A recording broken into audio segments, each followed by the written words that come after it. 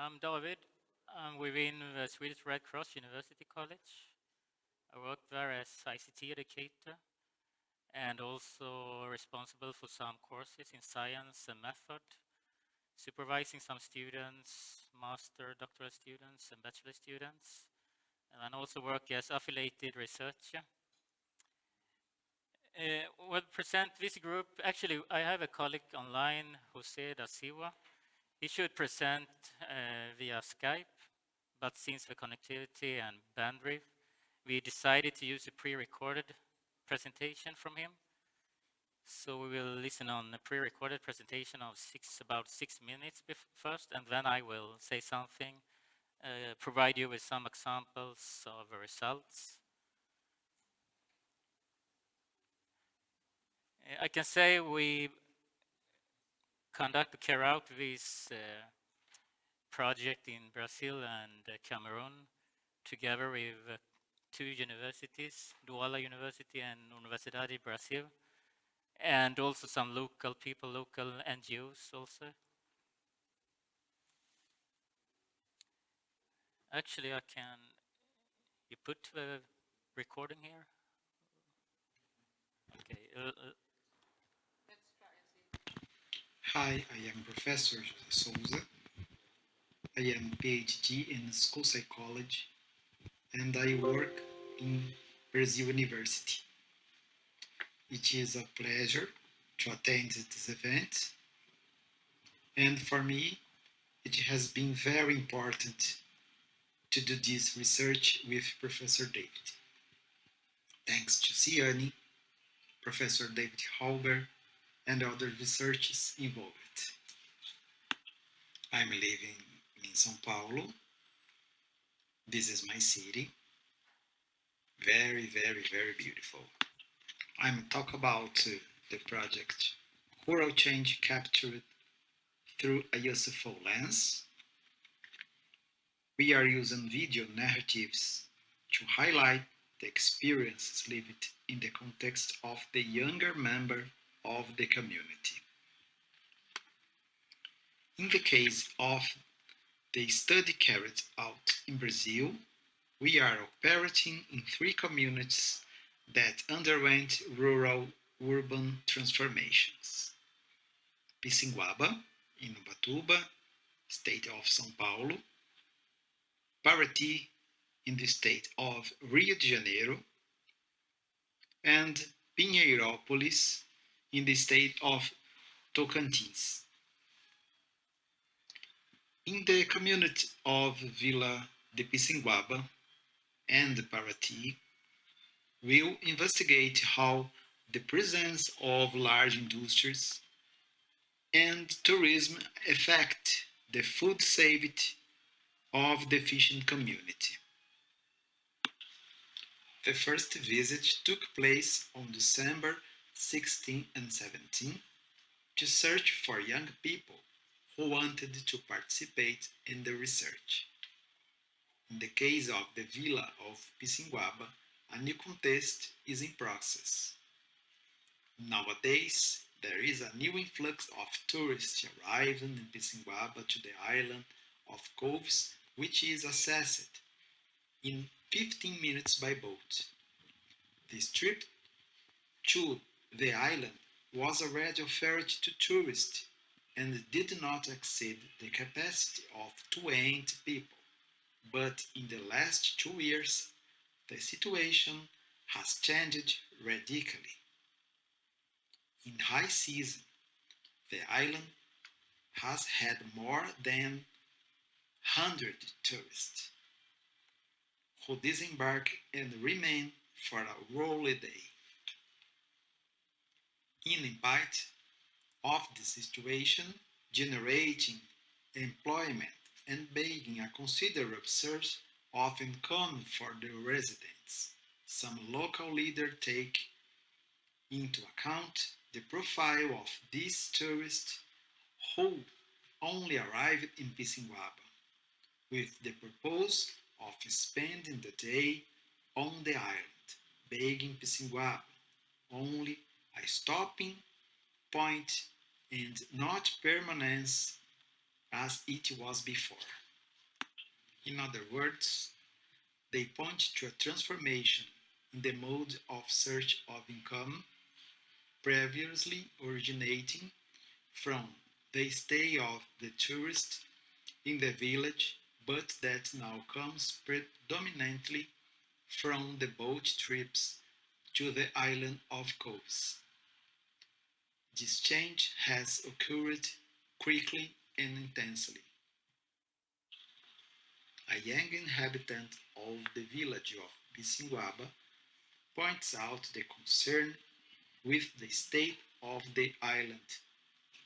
She says that the island before was paradisiacal. The old residents questions the changes caused by environment department itself.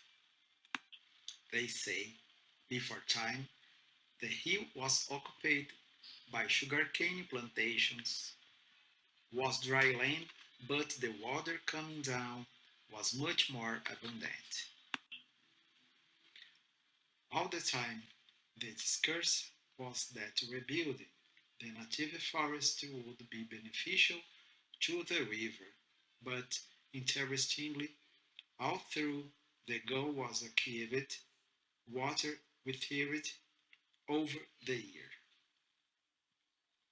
Thus, the uncontrolled flow of tourists in the village of Pissinguaba constitutes a new problem faced by community. In Pinheirópolis, the region was impacted by the construction of the hydroelectric plant that forced the displacement of the community from its place of origin. The social, environmental, and cultural impacts lived by the population will be observed and analyzed from the critical theory focusing on the influence that these changes promoted in the feeding of young people living in the community. Rural-urban transformation can reduce poverty, but it can also create inequalities. Thank you very much. So it's basically about the effects of the transformation, rural urban transformation, and to capture this, we used an approach to video narratives.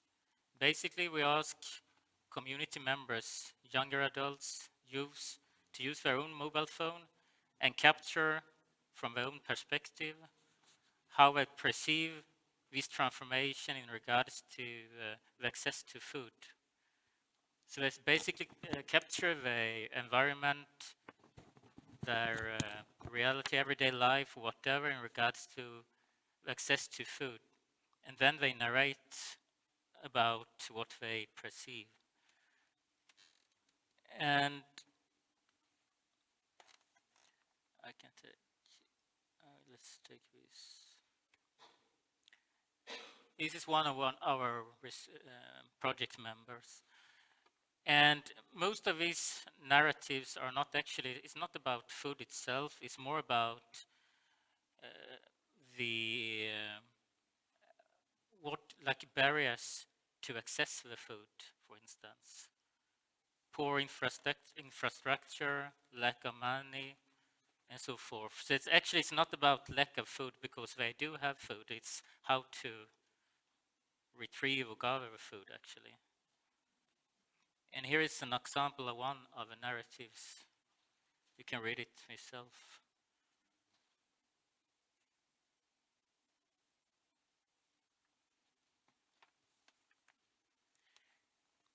Because in Cameroon, this is from Cameroon, and in Cameroon, many people don't have any driving license, and you can actually see it pretty easily.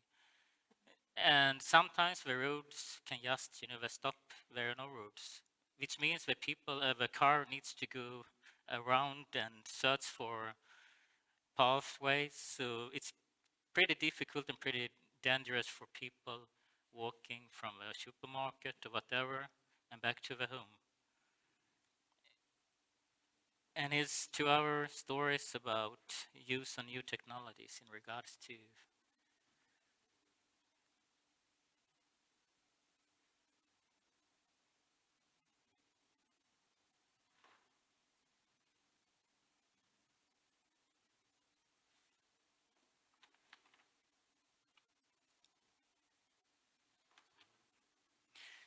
it's basically how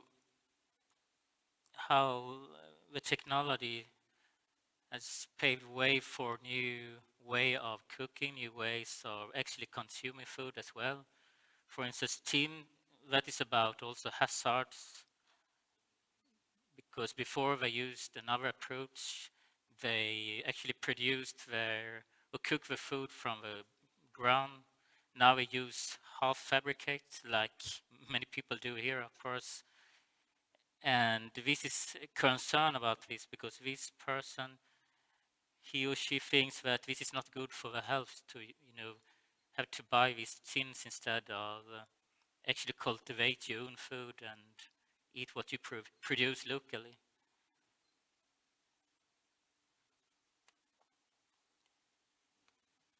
And it's another story.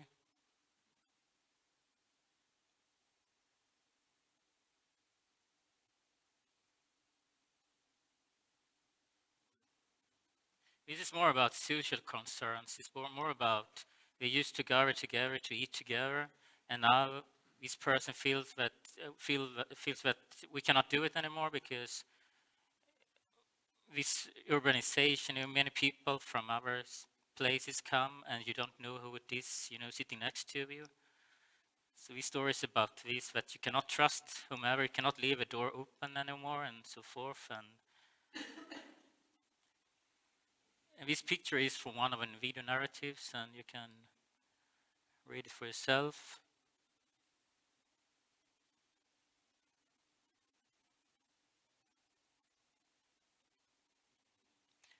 It's basically different stories about, the issue of food from different perspectives, from people between the age of 18 and 30 years old in Brazil and in Cameroon.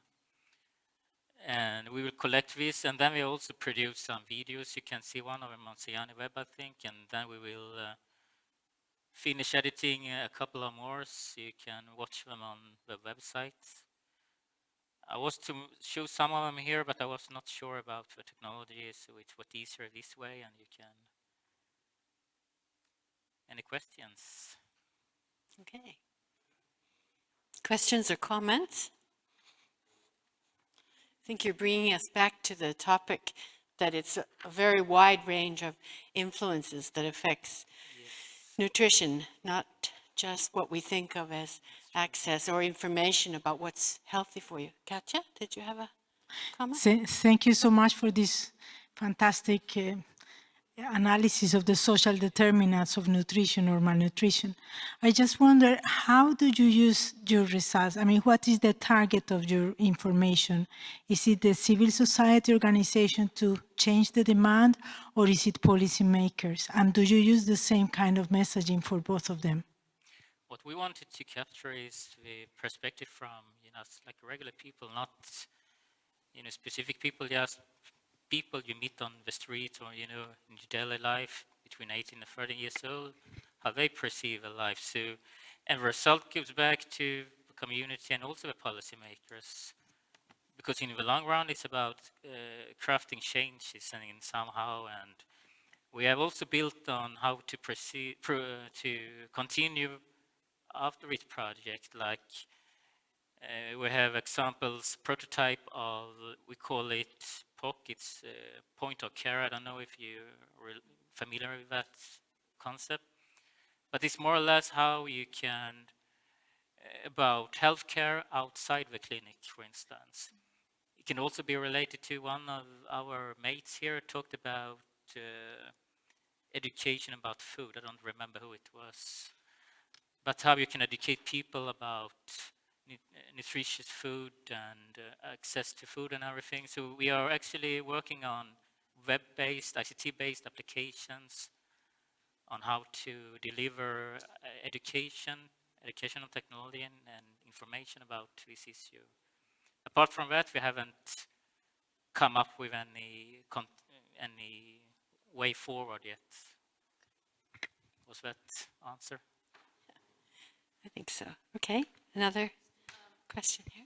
I just have a comment. I'm very happy when I hear about people trying to bring up narratives of individuals on development projects in general and development issues, because I think we have more and more this need and pressure to work to produce quantitative data linking causes to consequences and all that, and using all these econometric equations. I've been working with economic impact evaluations of projects, and I think the qualitative element and the real stories that we see in the field are really staying behind, and without them we cannot make sense of what the data, what we want the data to tell us. So I think it's very interesting approach to try to capture what are real stories and how these elements articulate in specific examples. Okay, thank you. Helping us think outside the box. Yeah, actually, I think the project has two sides. One's more scientific, but pure scientific, of course, you cannot relieve a participant. And then artistic side too. Material you can use in education for primary school or university, higher education, whatever. So I think that is important, especially if you come, like me, from academia, because sometimes it's too scientific. And sometimes you wonder who reads all these articles and all the results and everything. And sometimes I think it's a waste of money and waste of time, actually, too. I think we write too many articles without actually considering who is the reader. And so therefore we try to blend both, actually. Thank you very much, then. Thank you.